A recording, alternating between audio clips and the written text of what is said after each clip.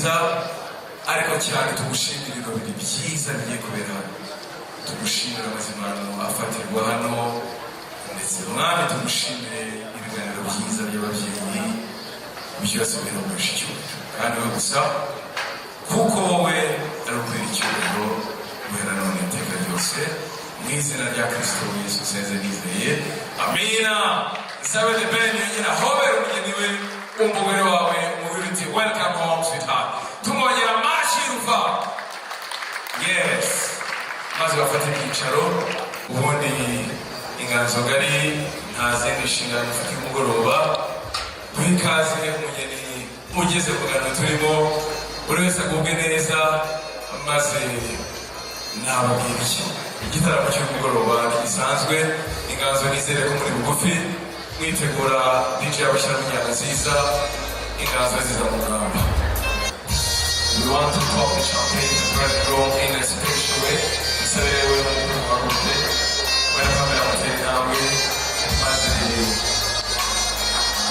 wahawe inshingano to pop the champagne yeye arabikorera kuko basabye yes. Protokole sabye ko mugera hafi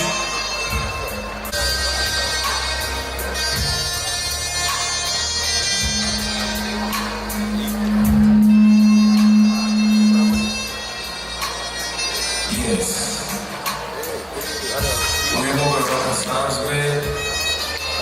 Bride is served in a special way that indeed marks his flashing for tonight.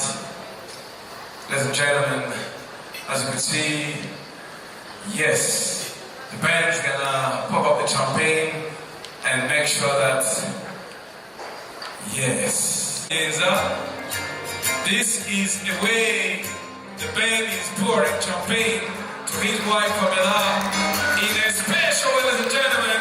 If you want to collaborate, oh yes, thank you so much. Now you can tell the champagne, band and Pamela, yes. Now we'll put it cheers to the black group. Take the champagne. Oh yes, it is good.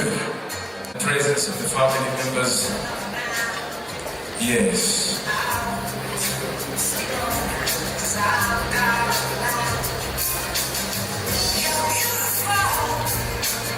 Wow.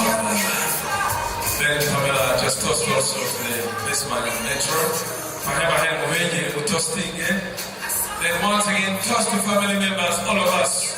To again, congratulations. Yeah. Now, brothers and gentlemen, I know much to do. Because of what you need. What do you want to do?